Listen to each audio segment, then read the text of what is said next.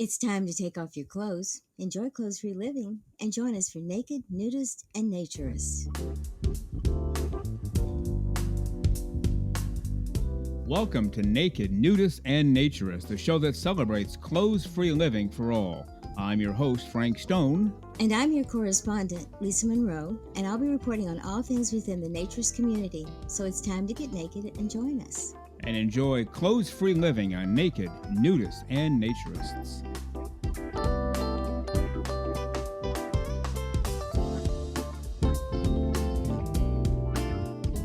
Well, greetings and welcome into Naked, Nudists, and Naturists, episode 79 today. Thank you for being with us.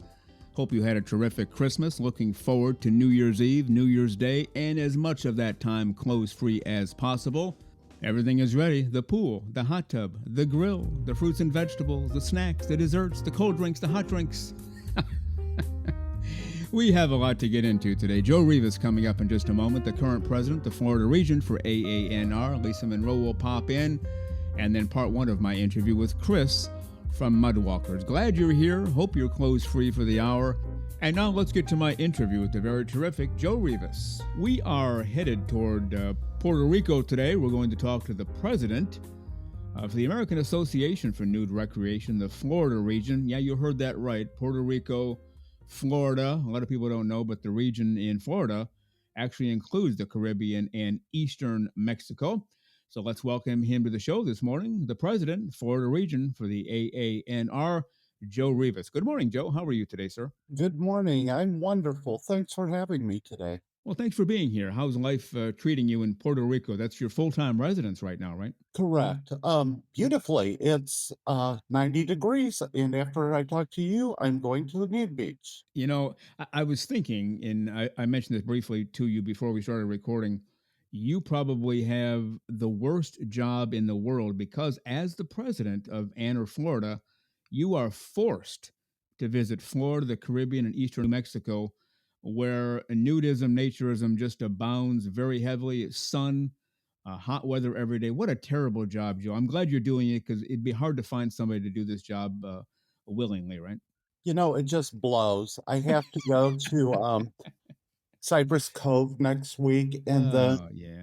I need to get over to Bimini because there's a new NR participating business resort that I'm going to check out. So, you know, life is hard. Yeah, it's kind of like you wake up in the morning. "Well, I got to take my clothes off and go to yet another nude beach or resort." Well, okay, I'll do it for the sake of the cause, right? Exactly. Now, your background, though, is you're from the state of Illinois and you spent a lot of time in higher education. And I'll just go ahead and tell people this, Joe, I hope it's okay. You have your doctorate in education, which is pretty impressive. Was nudism, naturism ever an issue in the field of education? Did you even tell anybody? Did they know at all? Oh, I put it on my Vita. Hey, wait. You can either talk with me about it or talk behind my back about it. I'm good either way because it's who I am and what I do. So Excellent. I like to hear that. Did anybody ever give you a hard time about that, though? no, not really. There's not a lot of opportunities when I lived in Illinois.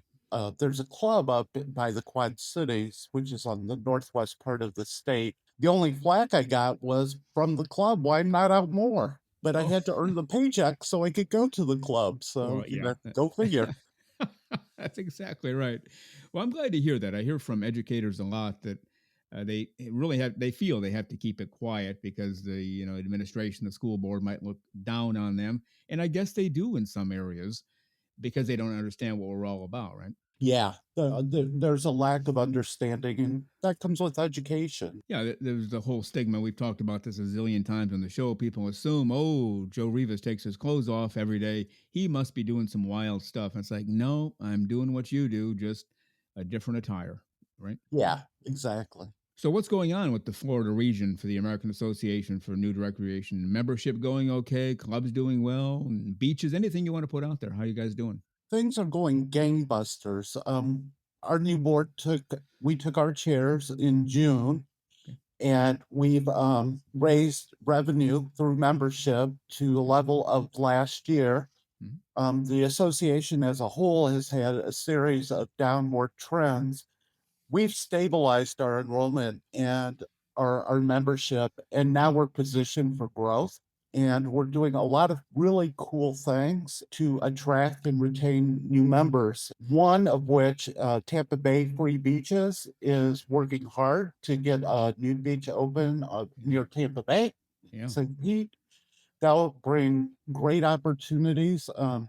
What's cool about a beach at that location is if you go to the beach, you've got to have somewhere to stay. In Pasco County, nearby, is the nudist capital of the world. Yeah. Well, pick your pleasure, and there's many opportunities out there. As president of our board, I'm doing a listening session with our clubs to hear what works, what doesn't work, and their great ideas. And then nationally, President Linda Weber charged me to lead a committee on modernizing our dues structure, simplifying it, and providing more access and opportunity. Stay tuned. Have me back in February, and I can tell you all the greatness that we're going to produce.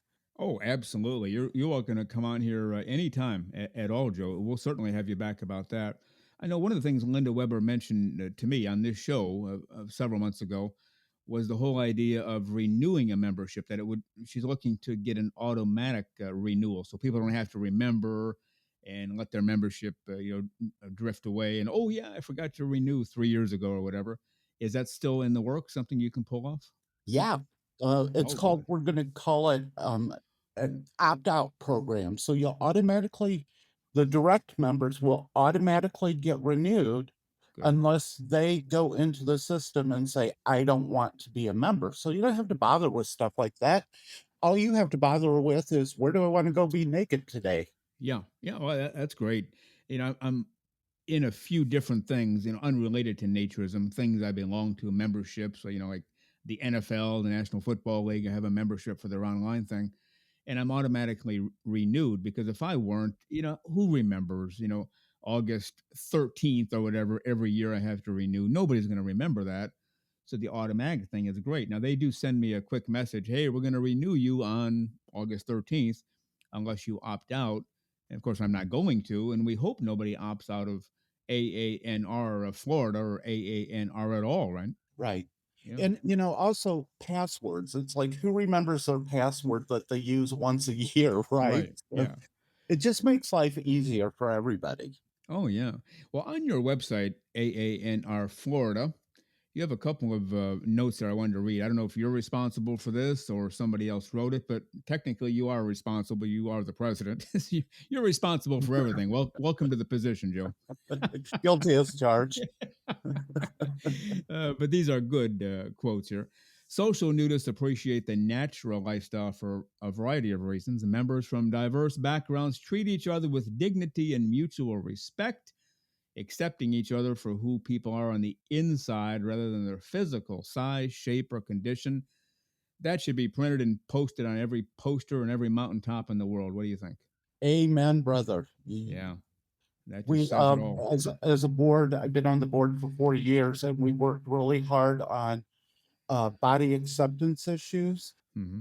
and the comfort associated with being naked. One of the things that Florida did before Joe that I'm most proud of was Joan Harris, a former both AANR and AANR Florida trustee, went to convention one year and learned about winter women in nude recreation Mm-hmm. and said, we need a chapter in Florida, Wow. and got that started. The issue, there are gender issues about being nude between men and women, Mm-hmm. and men are more quick to be comfortable with it. So winter is a really cool national thing. And then right now, Valerie Teresi from Florida leads it. And I think it's that history of building programs and services and a community of support that led to that statement. We also have a diversity statement on our web that we're all about inclusivity. One of the things that Florida has been advocating for, as well as other regions, is to reinstate what was formerly called couples memberships. Mm-hmm. And you would get a slight discount, or not a slight, you would get a discount for Mm-hmm. a couple joining. Just last night, the news committee was talking about bringing that back to the table, reinstating it, but not calling it couples, calling it dual, because couples can take many different forms. It could be cohabitants, Right. It could be a grandfather wanting to buy for a grandchild. Right. It could be, two people living in different addresses. So the Florida inclusivity led me to make those lines, and the committee like that work. So back in when we get to February, hopefully I'll be able to tell you some good news there. Okay, so you're even thinking like, I live in Florida. If I have a friend who lives in Minnesota, he and I or she and I can have a dual membership, even though we Yeah, don't live together. Oh, yeah, wow. Well, that's going to increase membership quite a bit, Joe, don't you think? I hope so. Yeah. I believe it really will. Yeah. Couples memberships, when the association had them in the past, was a very strong selling point. Hmm. And so I believe that bringing it back in an increased form will do nothing but benefit the association Yeah. and No, its I agree. membership. Yeah. Well, the other quote paragraph from your website, after all, nudists are people like anyone else. That's such an important point. They enjoy sports, relaxation, and friends. The only difference is nudists enjoy these activities in the company of people who accept each other as individuals without the artificial barriers imposed by society. I don't know who wrote this, but they deserve a raise or a gold plaque or something, Joe. It just makes so much sense, doesn't it? I think part of that raise and gold plaque goes to the executive director, Eric Shadoff. He always talks about the only difference is we like to wear our birthday suits where you like to wear your textile suits. That's exactly it. Yeah, it makes so much sense. The now, just quickly before we go, how did you discover naturism? What was the moment where, hey, this clothes free and living thing is pretty good? I could give you two answers. Okay. I came into the world that way, so Yeah, yeah, it was feel the freedom right away. So that's there right. you go. That's right. Um, I don't know. I just even as a kid, I would be the kid to take out their suit and go in the pool. So Okay. it's just my father was at home nudist, and I think that nudism and naturism is in my DNA. It's just something I always wanted to be and do. Well, yeah. I mean, if your dad is walking around the home, clothes free, that's probably the answer right there. You grew up knowing this was normal and natural and not something weird that only psychos do. It's something actual, real, normal people do, right? Exactly, exactly. All right. Well, very good to talk to you today. We've been talking to Joe Rivas. He is the president of the Florida region for the American Association for Nude Recreation. Now, Joe, the Florida region for the American Association for Nude Recreation, that covers the whole state of Florida, the Caribbean, and Eastern Mexico. Any idea how many members in this collective area? I know that's a tough question because it changes every day, but even an approximate number? Not off the top of my head. Okay. I do know off the top of my head that in the Caribbean and Eastern Mexico, the Caribbean is about 26 island nations. And with Eastern Mexico and a couple places in Central America, there are over 64 nudist opportunities, Oh, destination resorts, beaches, B&Bs. And one of the cool things I'm starting to look into to go to your very first question is, what about partnering with nude fishing, boating, excursion type things. So, yeah. and that's something that we could do in Florida too. So, using the Caribbean as a testing ground.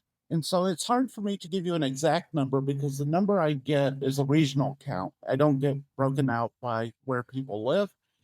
But the cool thing about the Caribbean is we get a lot of guests to Yeah. the Caribbean Yeah. from the States. Yeah. So an expression in the Caribbean is once a visitor comes, their feet may leave the island, but the heart will always be with them.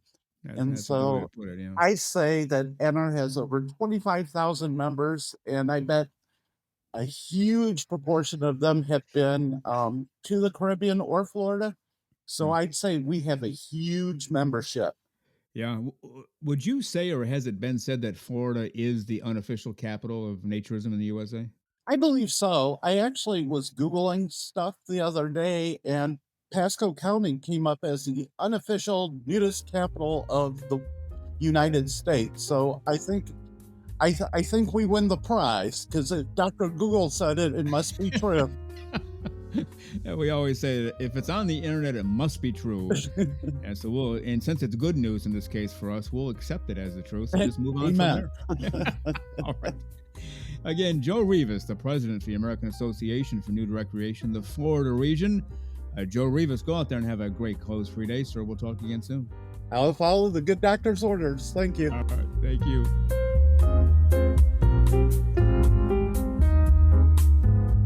The very terrific Joe Rivas, the president for the Florida region of the American Association for Nude Recreation. You can find them at AANR-Florida.org. And Joe works his tail off and does a great job for AANR. We thank Joe Rivas for all of his time on today's show. Well, you're listening to Naked Nudists and Naturists, episode 79 today, and I think I hear some music. Do you hear music at all? Oh, yes. Yes, there it is. It can only mean one thing. It's time for the great, the terrific, the wildly over-the-top, fully clothes, free and smiling, our Naturism correspondent, Lisa Monroe. And here she is, the one-of-a-kind, a completely clothes-free, fully smiling, our Naturism correspondent, Lisa Monroe. Good morning, Lisa. How are you today? I'm doing terrific, Frank, but I have a question for you. I think I can speak for every man in the world. When a woman says, I have a question for you, it's probably not going to be very good. Probably not. Now, you might surprise me, but go ahead. Well, I just have a slight question about the threat of videotaping me as I leave the studio. All right, hang in 1 second before you go on. Also, anytime a woman says, I have a slight question for you, guys, look out, because something's coming your way you probably don't want. But continue. What do you mean, me videotaping you? I'm not videotaping you. Well, did you listen to the last show? Well, yes. I also did the last show. Yeah. Funny thing about that. Yes. Okay. So we have this wonderful little chat, and I've got to go afterwards because you usually kick me out of the studio when it's over anyway. But what is this about videotaping me as I leave? Is it too early or too late to plead the fifth? Because we do have other content to get here. No, because I have proof. So do thousands of listeners have proof. All right, a couple of things. I think, see, you know me really well. I'm never inappropriate. I don't make comments like, hey, baby, no, I'm never inappropriate. So I have to be careful how I say this. I don't want our listeners to think, whoa, Frank, buddy. When you leave the studio, and by the way, don't blame that on me. You're the one who said, okay, Frank, let's do our segment. And I got to go. I have this meeting. I have this deadline. So I don't kick you out of here. You're welcome to stay. But it's as soon as you say goodbye, you're standing up and leaving while the music is playing. It's like, well, geez, I guess I offended her. But that's 78 straight shows. I guess I've offended you because you leave right away. You come in early, but you leave right away. But as you're leaving, now, when you get up and walk to the door, you're walking away from me. I have a direct view of you from behind leaving the studio. And I've never, I guess it's confession time, I've never looked away. Now, that's not being inappropriate. There you are, walking away, and I'm saying, the terrific Lisa Monroe, we appreciate everything she does, as I'm watching you leave. And I just thought it'd be a great idea to videotape that one day, put it all over the internet, and charge people, like $10,000 for a 1-minute video. And we could buy our first yacht. I think that's the way to get that done. So just a crazy thought I had during the show. Your comments. Well, first of all, by the way, Lisa is cracking up here. She's barely able to speak. I've never seen this side of you. So at least you're responding positively. I guess that's a good sign. Well, first, let me just preface this with saying that, no, you have never done anything inappropriate. And if you had, I wouldn't even be having this conversation at this moment. Well, true. But I thought it was pretty darn funny.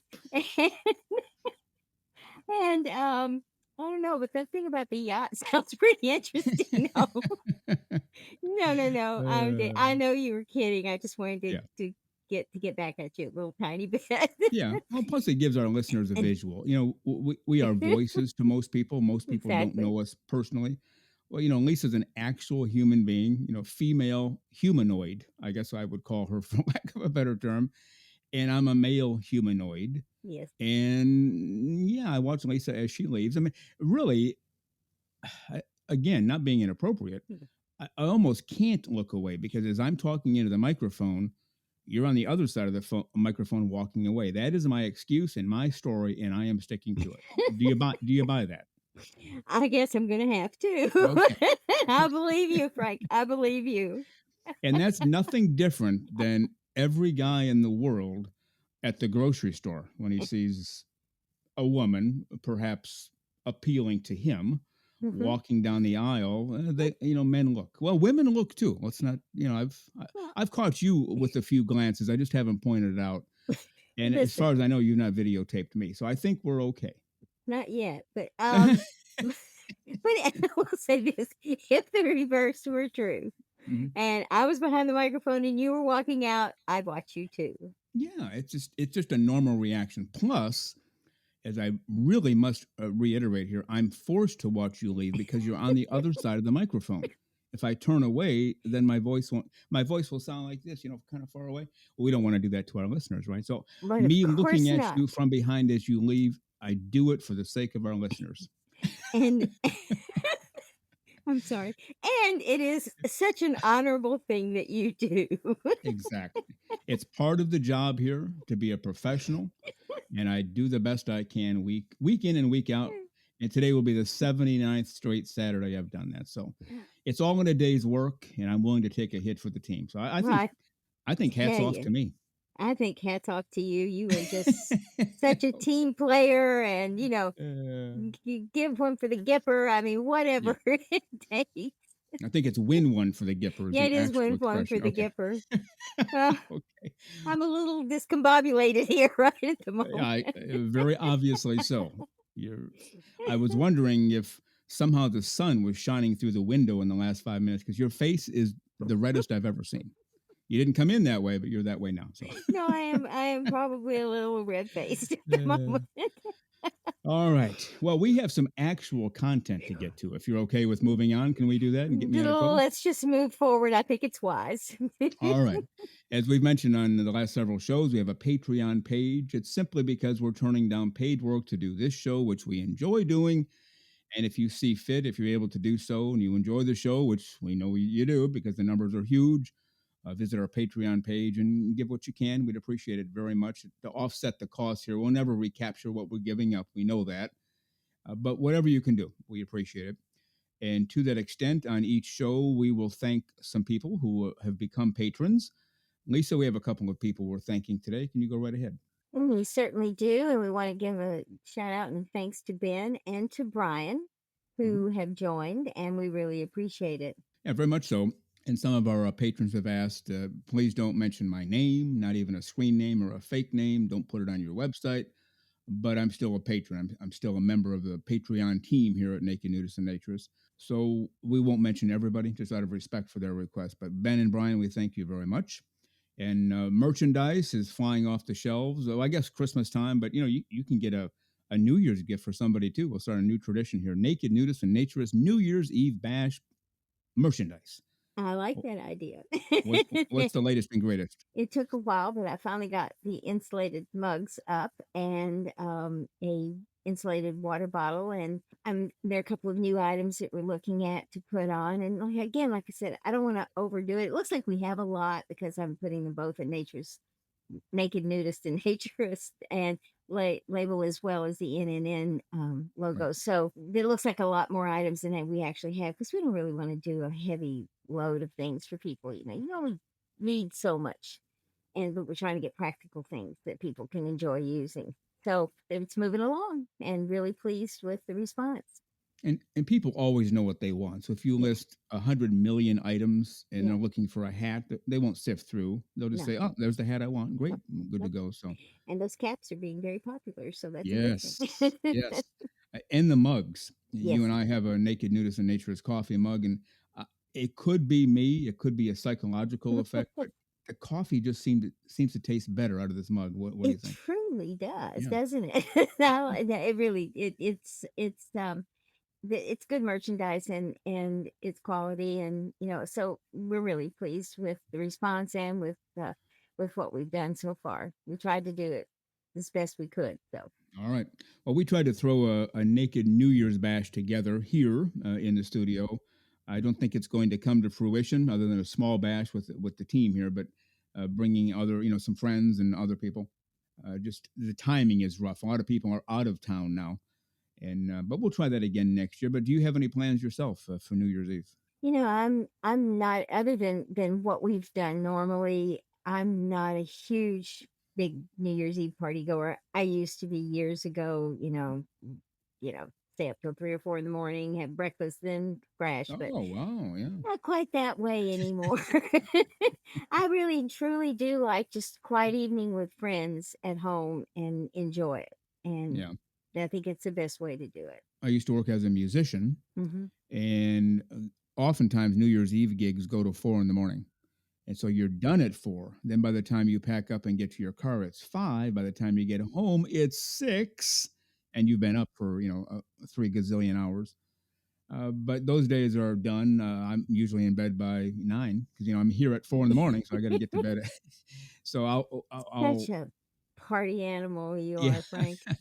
I'll go to bed in 2024. When I wake up, it'll be 2025. And no much the worse or better. It's just another day Another here year. at the studio. Yeah. All right. Well, hopefully you'll have some clothes-free time during New Year's Eve or New Year's Day while you're watching football. I know you're a big football fan. Yes. All right. With that, Lisa Monroe, we are going to head for the hills. We will be here next week on January 4th for our listeners. We're not going away from New Year's. No, we're not. And with that, Lisa Monroe, have a great clothes-free week and a clothes-free New Year's. We'll see you next time. Okay, Frank, you too. And just so everybody knows, I'm backing out of here today. Well, and no complaints from the host. That's all I will say. We'd better go before one of us gets in trouble. I think you're probably right. Bye. Bye. Happy New Year. Happy New Year.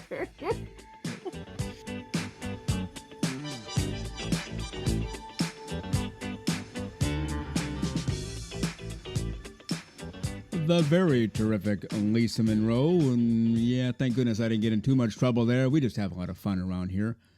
We enjoy being clothes free, and we're just really happy about it. And that's why we're doing this show, is to spread the word about naturism. It has that effect on people. You can't get mad when you're clothes free, when you're naked as a jaybird. You just feel really good about life and about yourself and about other people. And we thank Lisa Monroe for that segment, all of her segments, and all that she does for this show.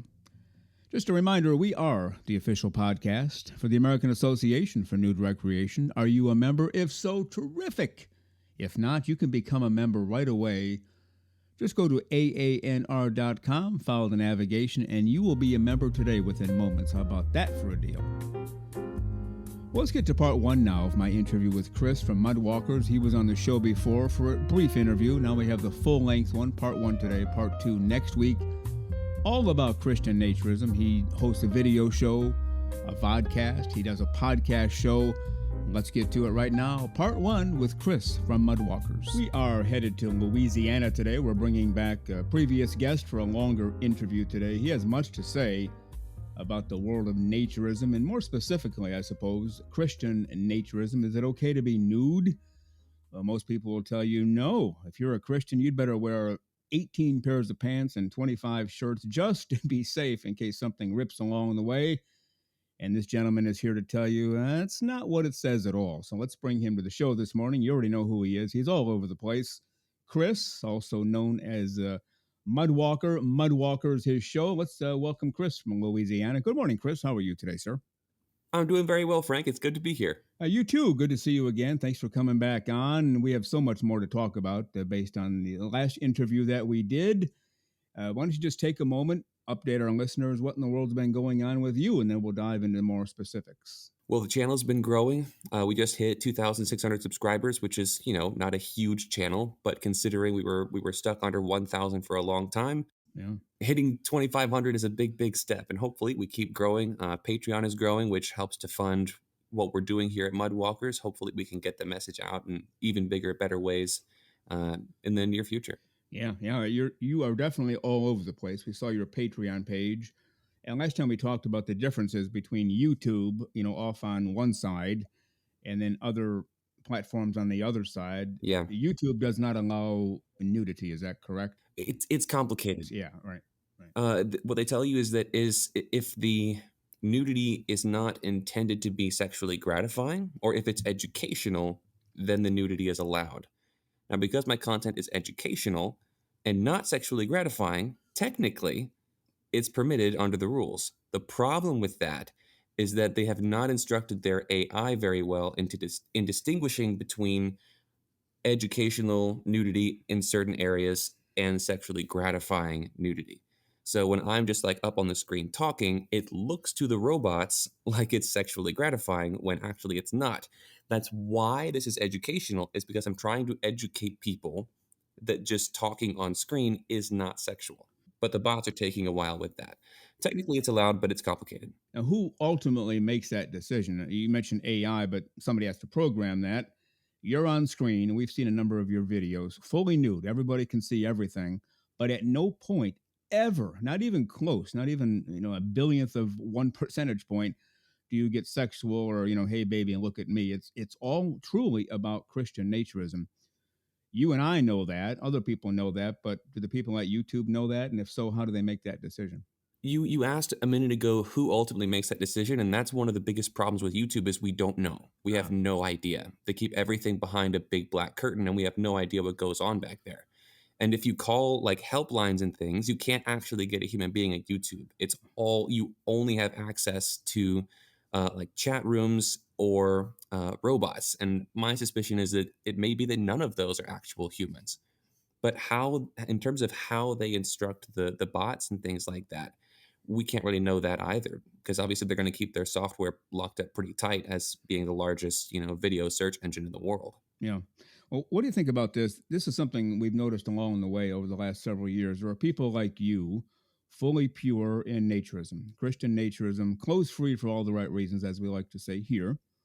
There are people at the opposite end of the spectrum. It's, wild and woolly and swinging, and let's just get our clothes off and do everything inappropriate that we can think of. And then you have some other people in the middle. They're kind of leaning toward the one side of, hey, let's just have a wild party. But if I call it naturism and I act like I'm just an innocent guy or gal taking my clothes off while people get aroused while watching me, maybe I can get away with this. First of all, have you noticed that as well? And if so, how do we combat that? I have seen it before, and I think that's another complicated issue. Part of the reason it's complicated is because it's not always clear where to draw the line between what is and isn't naturism, because some people kind of like are usually really, really straight laced with everything. And then just a small percentage of the time, they kind of walk the line a little bit and they go right back in. And it's difficult with that. Now, some things are just plainly going too far. And naturists have an easy time agreeing that that's too far. But then when things kind of blur the lines, naturists can tend to disagree on what is and isn't naturism. But I think that keeping an open dialogue about it is going to be a big part of how we draw those lines, get that consensus. Yeah, and that's what makes it tough for people like you and for people like us here and other people out there is you're doing it for purity reasons. Other people are at the other end of the spectrum, yet other people will lump you both in the same same bucket, so to speak. They're naked, therefore it must be bad. Let's get it off.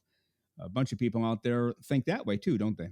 Oh, for sure. Yeah. And Christians are probably chief among them. People can be really, really, what's a kind word for it, passionate about the issue.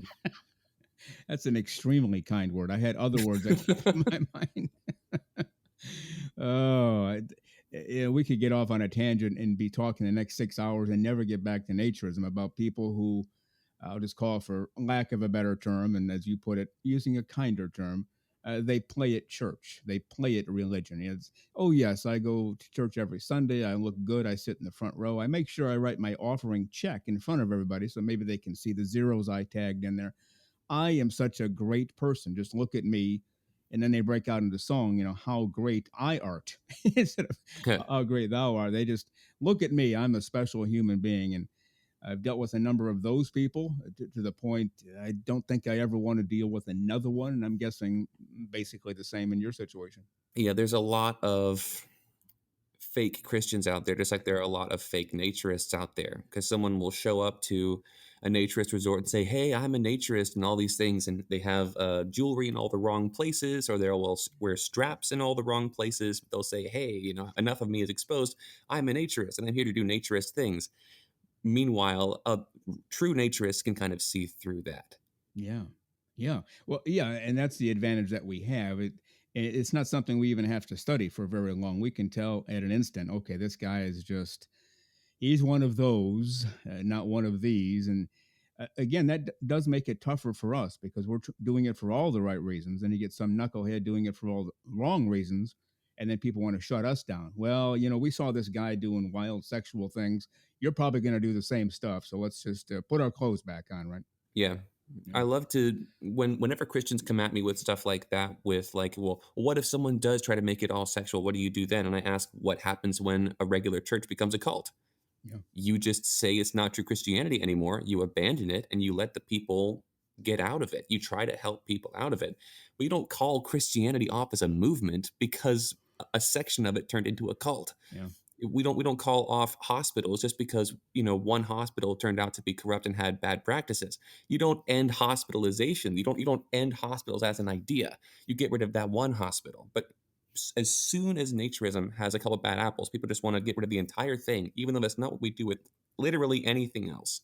Yeah, and I haven't told people this story before on this show, but 185 years ago, I was the music minister of a church and led the choir, led the band, wrote arrangements. And it was kind of I'll say a big deal in the world. I mean, it's not a big deal in God's kingdom. It's like, I'm putting you here to do this, so get busy.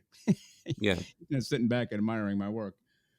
And it went really well, and it involved an increased participation in music. It involved increased people showing up to church because they heard, like, what's going on with that church? This music, you keep hearing about this music. So people would show up, and it was going really well. Well, there was a woman in the church who had behind the scenes ruled the church with an iron fist for about 30 years. She and her husband apparently were the first people to get married at that church when it was built. She felt like she owned the place. This is my kingdom. Ah. This is my place, and I'm the queen around here. And then I came in, and I'm doing my thing, and I'm not into that at all. It's like, whatever God tells me to do, that's what we're going to do, and let's get it done. It's not about glory or anything else. Well, she started coming after me. Little comments here, little comments there. I thought, ooh, that doesn't line up with anything in the Word of God. And then she started a rumor about me that had made its way through a number of people. And without getting into specifics, really bad rumor, the kind of rumor where you lose your position. You might even get a visit from legal authorities and law authorities. And so I went to the pastor and I said, okay, now you have to do something. This cannot go on. This cannot be allowed in God's house. Absolutely. And the pastor said, of course, as many do, well, let's calm down. Let's see if we can work our way through. I said, no, there is no working our way through this. This is really bad. It's one of the leaders of the church going against the word of God, and we have to shut it down. And so eventually we got some kind of meeting together just to kind of bring everyone together, and can we all kind of get along? And of course, the woman involved made no apologies. Like, no, that's what I heard. So I spread it around. First of all, if that's what you heard, I don't think you heard that because nobody's ever said that about me. And secondly, if you heard it, you should have come to me. But no, you went to everybody else. So we have a serious problem. It never did get resolved. And other than me resolving at that meeting, I don't want to let the people down. So I'll finish out that year and then I'm going to go. And I told the pastor up front, if you don't fix this, I'm going to go. I'm not going to stay around. Can you imagine going back to that time, if they had known about my interest and involvement in naturism? That would have given them the tool. And then even the pastor would have said, well, hey, Frank, baby, you got to go. It's just how it works in society and with church people, right? What's crazy about your story is that there are literally specific rules, not just about loving your neighbor in the New Testament, but there are specific rules against gossip. Oh, yes. And slander. Yes. It doesn't get any clearer than that. It boggles my mind that these people call themselves biblical Christians, but they just blatantly go against everything that the Bible says about these certain things. Yeah. And yeah, naturism is definitely one that could get you removed. Absolutely. Oh, that would have been pronounced from the pulpit. Frank is leaving us today because he likes to be naked all the time. Like, whoa. And there would have been no recourse. I would have had to leave at that point because nobody would have understood what you're talking about now. And that's why we're glad that you are. It's not so much about naturism or Christianity for you. It's both together, to the max. So how did this come to be? How did you decide, okay, here's what the Bible says. Very few people seem to know this. I'm going to be the guy who goes out there and becomes one of the leaders. How did that come to be? How did you make that decision? Or was it made for you, by a higher power, as they say? So funny story. When I was 17, I was about the most passionate advocate of conventional modesty you could imagine. Okay. I wasn't just one that said, okay, ladies, it's not a sin for you to be immodest technically, but you are leading other people to sin, so please be compassionate. No, I thought they were sinning. Yeah. Straight up. Right. Like if you wear running shorts, you have sinned. You're a terrible person. Yeah. So at 17, I ended up accidentally in the country of Nicaragua for 3 months when I went down just for 2 weeks. Okay. That's a whole story unto itself. Ultimately, I was fine. Obviously, I'm here. Yeah. There was a missionary compound I was staying at for 2 weeks, and they asked me and my mom to stay and just kind of hold down the fort while they were gone for a couple of days. A couple of days turned out to be 3 months. Wow. So I was there with no internet access and this old rickety laptop that had Bible software on it. I had never had a searchable Bible before. Yeah. This was about to be a gold mine for me in setting up my beliefs directly on the Bible. I could just search terms for the first time and read everything the Bible had to say about a particular subject. So in deciding what to start with, I thought, oh, well, what could be more obvious than modesty? Mm-hmm. Well, it wasn't. I went in with terms like clothed, clothing, naked, nakedness, nudity, nude, garment, cloth, everything you can imagine on the subject, and there was nothing. And it was like those episodes, not episodes, it's like those scenes in movies, right, where you get that terrible revelation and the person's face and the background get out of sync and everything seems really disorienting. Yeah. That's how it felt to me emotionally. I was very disturbed by the fact the Bible doesn't just not quite teach it exactly how I saw it. It didn't teach it at all. Mm-hmm. It didn't even mention it. And I had to go home and try to figure out what to do with that because the Bible doesn't even say people have to wear clothing at all, let alone why. There's no reason, there's no moral reason given to wear clothes anywhere in the Bible. Yeah. So I went home, and since I was always raised by my parents with a certain moral view that doing good things is healthy for both parties, the giver and the receiver of good both always benefit. But then if you sin, if you do something bad, that always hurts both parties. Mm. Like theft, for example. If I just start randomly stealing your things, Frank, that's going to hurt you, obviously, because you're losing your property. Yeah. But it's also going to harm me because your trust will be forever shaken in me. Yeah. So I become isolated, and I suffer because of what I've done, not just you. And so I thought, well, I have to figure this out with clothing, because if the Bible doesn't specifically say what we should or shouldn't wear, then I should look for the most healthy way to dress. Well, guess what I figured out? Yeah. You look at it medically, scientifically, biologically, psychologically, the healthiest way to live is naturism. Now, granted, we're not going to say the healthiest way to live is naturism when it's negative 20 degrees outside. Right. When it's cold, when it's too high, when it's too sunny, etc., we're gonna shelter ourselves. We have to.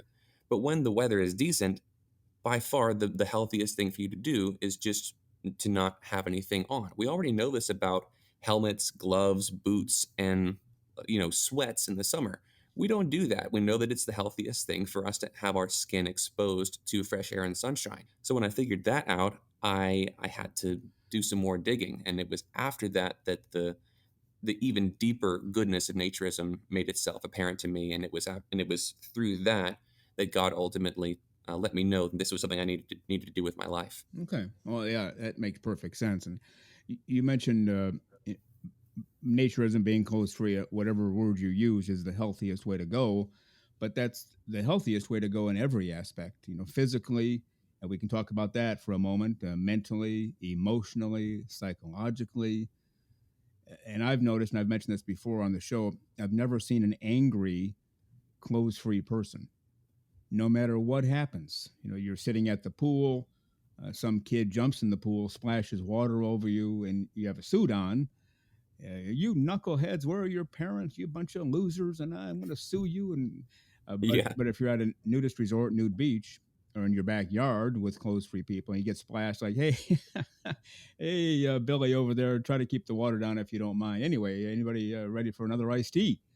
It's just that markedly of a difference between how people look at life, even though they might not even be consciously aware of it. It changes everything for the better, doesn't it? It does. I've heard my fair share of stories about angry naturists, but I haven't encountered one myself yet either. It does seem to make everything better. One of my favorite things that I tell people is conversations. Sitting around a hot tub, a pool, a table, a pétanque court, whatever, and just talking to people in naturism is so different from talking to people out in the textile world. It makes the conversation better, but how to explain that betterness to people who haven't experienced it becomes really difficult. Oh yeah, yeah. I've always likened it to, let's say you're at that hot tub and you have a bathing suit on, and so does everybody else. You're kind of self-conscious about that. Did I wear the right suit? Is it the right color? Is it the right fit? Is my stomach too big? Is my, all these questions as you're walking around getting ready to get in the hot tub, and everybody else is thinking the same things about themselves, and maybe they're making judgments about you too. Well, if you're clothes free, all of that is eliminated. Yeah, your stomach still might be in your mind too big, too small, muscles too big, too small, whatever, but at least now we can see it. So in a nanosecond, all of that is resolved, and now we can just focus on each other, having a conversation, kind of like you mentioned a moment ago, right? Yeah. Yeah. Whatever your supposed flaws are with your body, the instant that you walk into the room or into the pool area, wherever you are, everyone can see that. And so the moment that you walk into the situation and realize, oh, this person can see all the things that I'm insecure about and is not freaking out about it, not berating me about it, I guess it must be fine. There you go. And it is. That's right. Exactly right. I talked to this woman some years ago. She writes a number of health books. I don't remember her qualifications for doing so, but that's her shtick, as it were. And she was the first one to tell me you should get sunlight every day. And she said not 8 to 10 to 12 to 15 hours because that's bad for your skin, but certainly 15 minutes. And she even talked about walking around outside in your bare feet. She said, try to walk outside. If there's dirt around there, walk in the dirt with your bare feet. If not, if there's grass, walk around your bare feet on the grass. And she said there physically there's an attachment there. Okay, now your body, your naked body, is being attached to the earth, which was also put here for us. And that's where that peacefulness feeling comes in. I thought, well, this lady is off her rocker. She's just completely wacko. And then I came to realize after trying it, I think she was right. And good thing I didn't tell her she was a wacko. I just, oh, that's nice, and smiled and everything. Yeah. Definite connection there to, as we go back to the beginning. In the beginning, God created, and the list goes on and on. Well, he created the earth, he created the grass, and and then he created us, and he wants us all to live as one. So Yeah. when we are together with his land that he put here for us, it just almost makes too much sense to be true. That, well, no wonder that works, because all of it came from him, right? Yeah. It's like looking at a kitchen full of appliances and utensils and everything. You pick up this one particular thing and you think, oh, well, what a coincidence that these two things were in the same package. They fit together so well. Yeah, that's a funny coincidence, isn't it? The same designer, the same builder, he made them to work together. How about that? That's true. You could even whittle that down to a car. Like, okay, you put an engine and it makes the car go. Wow, whoever would have thought of that idea? Well, somebody did. Now, we have cars all over the place. Right? When you get back to the basics, which I was taught way back in college, a long story there, but sometimes you have to just kind of back up, back off, get to the basics. What does the truth say? And now restart and go forward. Sometimes it's just that. Okay, what does the Bible say? And in your case, you've already explained it about naturism. The Bible doesn't say, go forth and be sure you're wearing clothes. It doesn't say that anywhere, right? Right. That's always the place that I start out with people, because people have this It's ultimately assumption, and assumption. They don't realize that it is, though. They say, oh, well, doesn't the Bible say that this is wrong? No. Yeah. Then you start asking them for examples, and they'll say things like, oh, well, God gave Adam and Eve clothes in Genesis chapter 3. Yeah, well, God also gave people lots of other things. Yeah. God gives people land. God gives people thrones and crowns. God gives people victory in battle. Like, do you think that all of God's gifts are mandatory? Well, no, no, no. Then why would you take a dress to be mandatory? Yeah. Especially since we know what these looked like on a basic level because of the Hebrew words that were used. We're not talking about no jeans here. We're talking about 2 dresses. Mhm. Are you really going to go out there and wear a dress made of animal skin? Is that what you're going to wear? Because if the gift is mandatory, it's mandatory, isn't it? Yeah. People don't take it that far. No, not at all. And to me, the main issue, and I could be wrong on this, but it goes back to with most people from birth on, after we're born, clothes free. Let's not forget that. God put us into this world with no clothes on. If He wanted us to be dressed, He would have had us in a tuxedo for our entry into the world, or an evening gown, or He would have had us looking, ready for the what do they call that? The red carpet. Okay, you're in the world and you look like $1,000,000, Chris, with your black tuxedo and nice tie and crisp white shirt and shiny shoes. But no, He had us enter the world totally clothes free. But how long is it thereafter where people tell that newborn who becomes a 1 month old and a year old and a 2 years old, hey, get your pants on. Somebody's coming over. I can't believe you walked in the living room with no shirt on. Go get something on. Mm-hmm. And so we kind of sort of grow up with that. And when we get to be 20, 30, 50, 80, 150, that is normal to those people. Well, that's everybody wears clothes. I was told to wear clothes. My parents wore clothes. It's normal. You guys are the wackos walking around clothes free. How do you combat that? I was having lunch with a really good friend of mine back in February, and we got to talking about naturism, as I do. And he said, "Well, Chris, one of the problems I have with this is that every single culture on the planet wears something around the lower area of the torso." I said, "No, they don't." Right. He said, "What?" I said, "What about the Yanomami? What about the Thoe? What about the Waodani? The what? Yeah, these tribes you've never heard of because you've never researched it. Yeah. But when you dig into it, there are naked people in every major region of every habitable continent throughout human history, especially if you get back before the medieval period.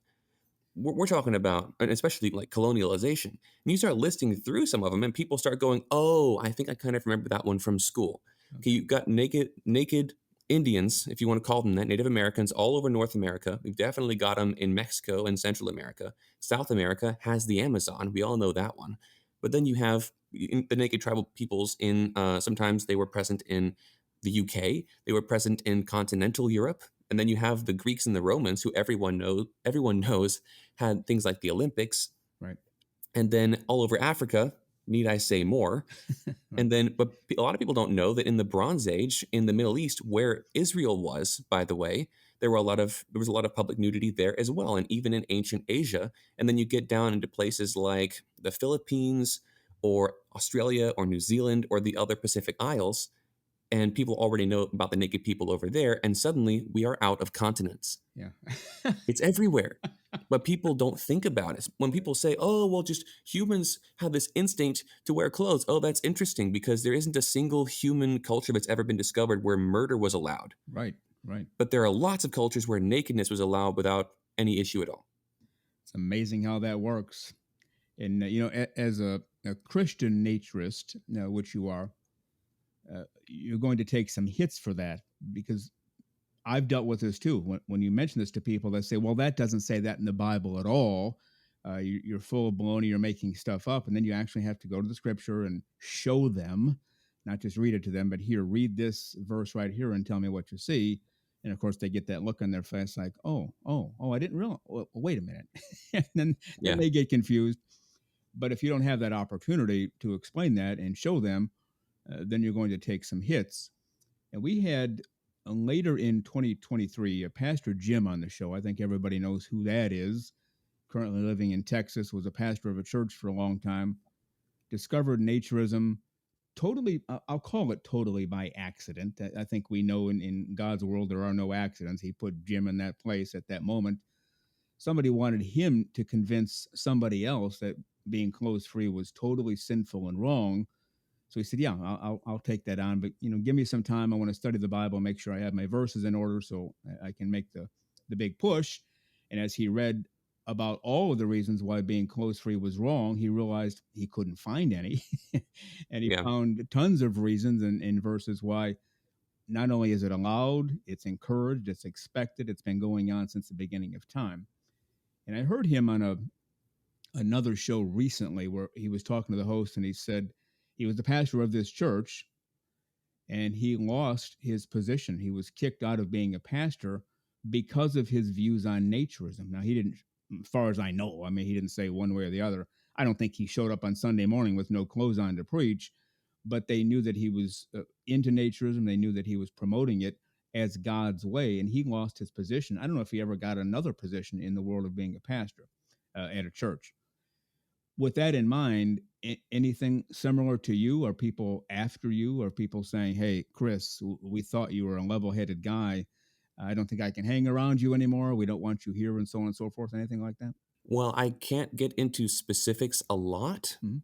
but I can say that I have encountered serious resistance from local Christians, Wow. and that's just from people that I've told directly. I generally speaking don't advertise it locally because, well, I would do it at the drop of a hat, but my wife doesn't like to get it out there locally, so to speak. She's not comfortable with that amount of backlash, at least not yet. Right. It's kind of inevitable eventually, but we'll cross that bridge when we get to it. But suffice to say, yeah, but people have taken serious issue with it already. That's amazing how that works. And I know some folks who don't live too far from me. Kind of like you said, I don't want to get into specifics right now, but they are well known to have parties at their house where there's just alcohol flowing. It's almost like they hook up an IV to everybody, and things go on, I'll say, behind closed doors between people who are not married, again, without being overly specific. Just wild and crazy behavior, sinful behavior, I guess you and I would call it. Well, they had heard that I'm a naturist and that I live clothes free. I don't parade down the street that way, but in my home, yes. At my pool, yes. And they think of me as the weird guy. Like, okay, we're swapping partners, we're drinking like fish, but Frank, baby, what are you doing with your clothes off? You're the weird one. Have you ever encountered anything like that? Oh, lots of my local friends think I'm the weirdest person that they know. For sure. I've told Uh, all my friends, like, listen, I get that we're really close. And I want to tell you, just come on in whenever you want to come by. Just come in. Don't even knock. yeah, No, I tell even my closest friends, just know that unless you want to see me with my pants off, yeah, you should knock first. yeah, yeah. That's basically the rule around here as well. Just always knock on the door. Don't just open the door and come in, or don't even walk around to the back of the house where my pool is. Just, give me a call, give me a text, and I'll meet you, and I'll have clothes on. I'm not that overly graphic about it, but as people have come to know, it's like, yeah, I better call him. I want to go see him. I better call him first. Yeah, come on over, no problem. Or I'll come to your house. I'll be there in 5 minutes. So sometimes it's just safer to be that way.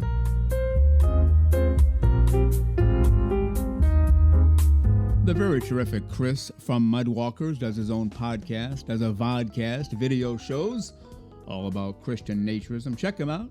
His websites are in the show notes, and we thank Chris for his time today. And on next week's show, episode 80, part 2 of my interview with Chris from MUDWALKERS. Well, you've been listening to Naked Nudists and Naturists, episode 79 today. We give you a brand new show every Saturday morning at 6 o'clock a.m. Eastern Time. Continue to join us. Check us out on our website, nakednudistandnaturist.com, Spotify, Google, Amazon/Audible, Apple Podcasts, and also on Twitter. You can write us anywhere, anytime, anyplace. And we thank you for being with us today. Plan to join us for every single one of our shows here and have your clothes off when you're listening. We have our clothes off when we're broadcasting, enjoying the naturist life. We celebrate clothes-free living for all. Remember to enjoy being naked and join us again for Naked Nudists and Naturists. We drop a brand new show every Saturday morning, so come back and join us. Have your clothes off when you do for Naked, Nudists, and Naturists. Have a great clothes-free day.